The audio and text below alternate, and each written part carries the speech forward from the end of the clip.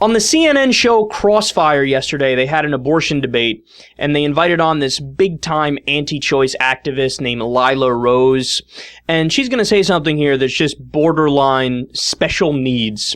Like, it's out there, man. It's really out there. But then after that, I think she actually kind of cleans house. So she really does a better job debating and defending her position than the people who I think are actually right. So let's listen, and then I want to break it down. Lila, I read or heard that you said that women who are raped should be forced to carry their pregnancies to term. I think we have a clip we're going to roll. They're going to say, wow, that was a redemptive part of this suffering. That was something that helped to redeem it. But abortion adds more violence to that violent act of rape. Are you really telling women that they should be forced by the government to carry their rapists' babies? This is the way that I would answer that, Sally. When a woman is raped, that's a horrible injustice against her. The rapist should be held to the fullest extent of the law, liable for that, culpable for that. The woman needs healing and the support of her community. But an abortion doesn't unrape a woman. An abortion just adds more violence on top of that first violence that she endured.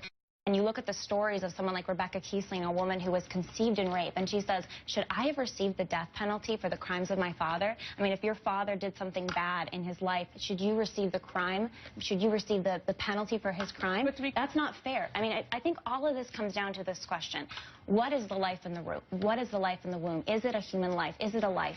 Science and Lila, reason you teaches us you are it's a life. saying specifically... So we should recognize the human rights of this whole group of people that we've denied rights for, and so we're dismembering them, we're poisoning them, we're ripping them apart. You mentioned, Sally, late-term abortion. I want to address that real quick. Late-term abortion is horrific, but all abortion is horrific. Even in the first trimester, keep in mind, heart's beating at 3.5 weeks. We're not going to get into that right now. I want to go back and... Why not? You're saying, you are saying, in effect, that the rapist should have more rights than the woman to decide what happens to that. The rapist isn't allowed to kill that child either. The rapist isn't allowed to kill anybody. Isn't it no one's allowed to kill anybody. That we live in a country where Lila Rose could decide that she would choose to carry her rapist pregnancy to term, but her version of morality doesn't actually dictate what I can choose to do in that moment. And that's what religious liberty is about. It's about you getting to choose what would be right for you in that circumstance. But I don't get to tell you what to do, and you don't get to tell me. But Elise, I agree with you until the point where your rights end where another person's rights begin. And there is another life in the womb. When you conceive, you now have a person inside of you. This is a beautiful thing, but this is the question. That is what you believe. That is not what the majority of Americans believe. When you conceive, the good news is unique, distinct human being that just needs time and nourishment to grow. 70% of Americans. All right, it's getting interesting. So first to her lunacy. Lila Rose just said that it should be illegal for a raped woman to get an abortion.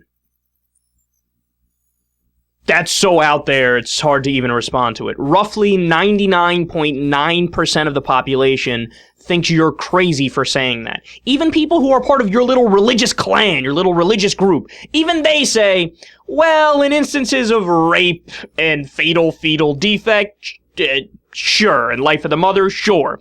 But she says, no, under no circumstances do you make an exception. So she's crazy.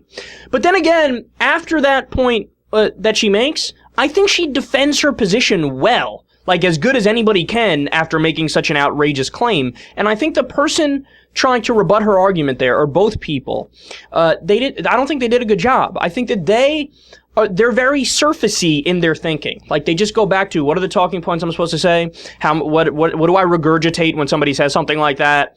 And they're like, they haven't thought deeply about the issue. It strikes me, even though I totally disagree with Lila Rose, it's clear that she's like thought about all this and she really is obsessed with it. And that made it so she looked like she knew what she was talking about more than anybody else.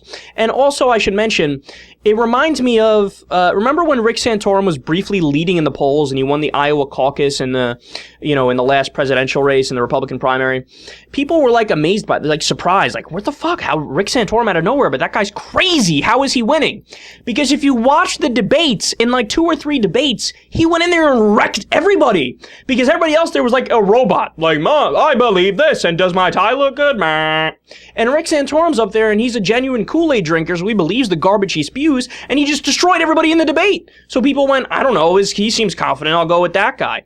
It's the same thing that's happening here. And also, I should correct her, the thing about after 3 weeks, the heart is beating, I've never read that anywhere before, and I oftentimes read about the science of a fetus becoming a human being in the science of pregnancy. And she probably gets that from these crazy right-wing websites that don't know anything about what's actually going on, and they're just doing propaganda. But here's how I wish the people who are right, the pro-choice people, here's how I wish they responded, but they didn't, because I don't think they're that smart, and I don't think they thought about this that much. You're supposed to directly attack her premise, because that's what sucks about this debate, is that both sides talk over each other. The whole premise of the so-called pro-life people, they say, no, but the second that sex is done, there's a third person in the room. It's already life. And the other people say, well, no, it's not really a human until you give birth. So they talk over each other. One's like, oh, well, we believe in choice. Well, we believe in life. Can you fucking have a conversation on the same grounds, please, and stop just talking past each other? So what I would have done is attacked her premise, because her premise is wrong.